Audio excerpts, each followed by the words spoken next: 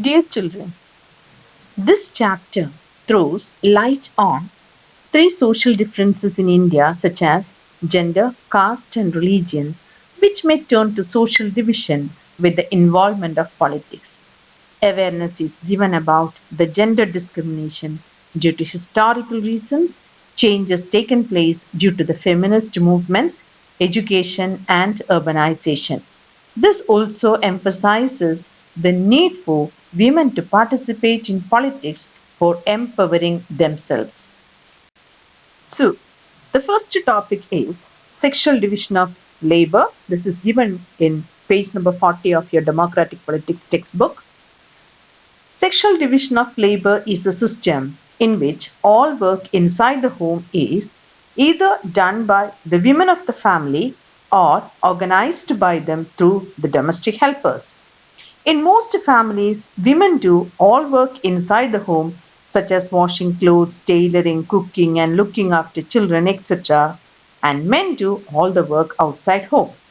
It is not that men can't do housework, but when these jobs are paid for, men are ready to take up these works. For example, you can see the cooks in hotels, tailors are mostly men. The general view of the society is that women do not work outside home. But you see in villages, women fetch water, collect fuel wood, and work in the fields. In urban area, women work in the offices, and the women of the poor family, they work as domestic help.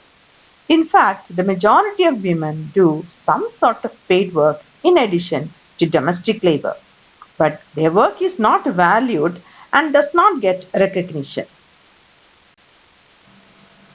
So, dear children, this discrimination is felt everywhere, especially in public life.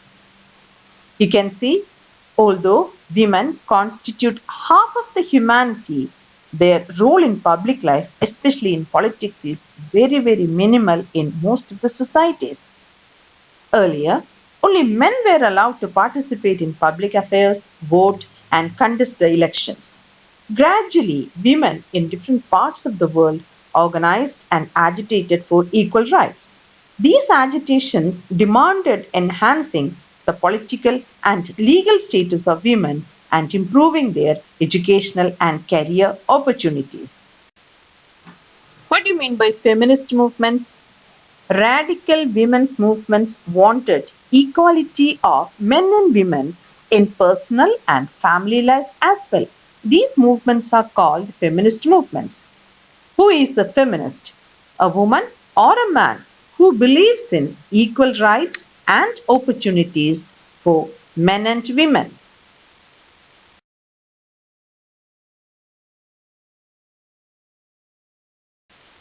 Dear children, we are going to continue with the feminist movements and its impacts. It's given in page number 41, last paragraph.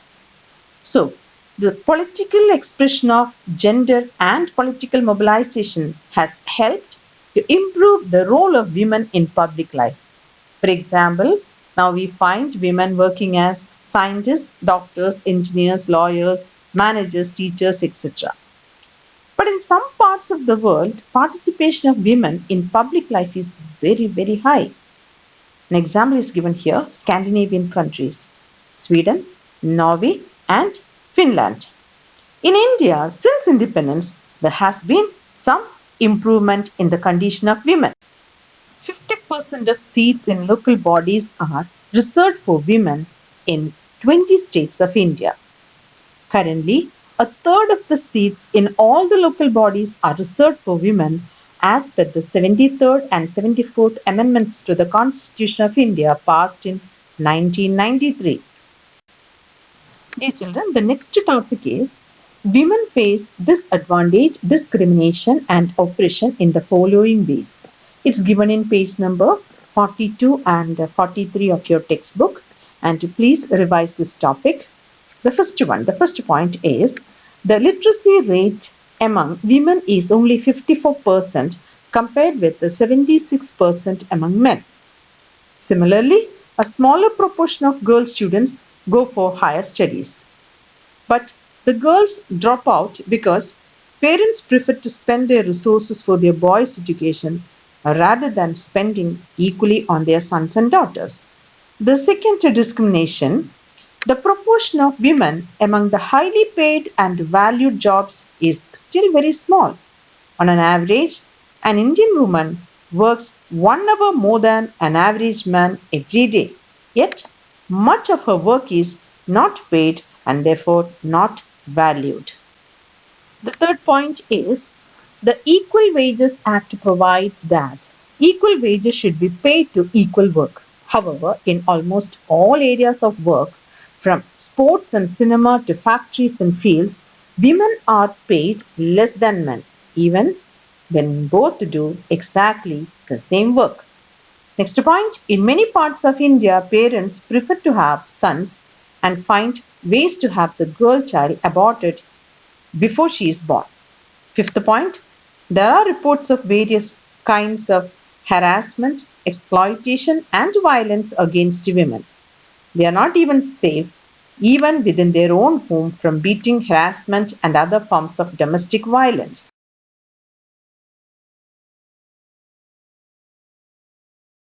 The topic is women's political representation. It's given in page number 44 and 45 of your textbook. The first point, in India, the proportion of women in legislature is very low. Second one, their share in the state assemblies is also very less. In this respect, India is among the bottom group of nations in the world. Third point, in the government, cabinets are largely all male even when a woman becomes the chief minister or the prime minister.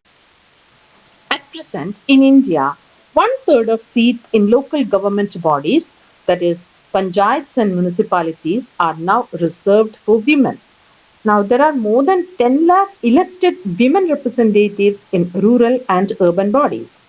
Women's organizations and activists are demanding 1/3 of seat reservation in the Lok Sabha and state assemblies.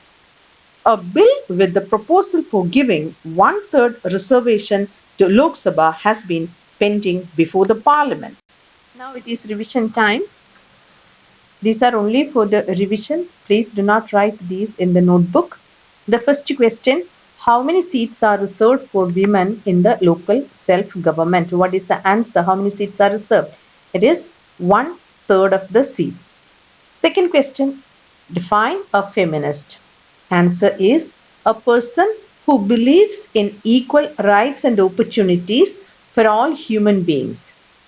The next question, in which 3 Scandinavian countries is the participation of women in public life particularly high? The answer is Scandinavian countries, Sweden, Norway, and Finland.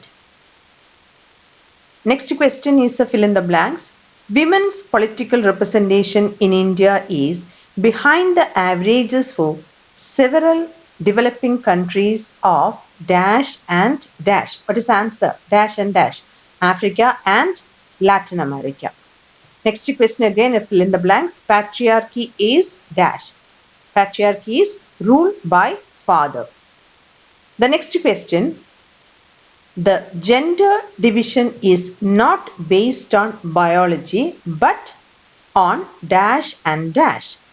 The answer is social expectations and stereotypes. So the answer will be the gender division is not based on biology but on social expectations and stereotypes. The next question, what is sexual division of labor? In most families, women do all work inside the home such as cooking, cleaning, washing clothes, tailoring, looking after children, etc. And men do all the work outside the home. Next question, how did political expression of gender division and political mobilization help women? It helped to improve women's role in public life. We now find women working as scientists, doctors, engineers, lawyers, managers, and college and university teachers, which were earlier not considered suitable for women. Now, next question, what is the Equal Remuneration Act of 1976? The Equal Remuneration Act of 1976 provides that Equal wages should be paid to equal work.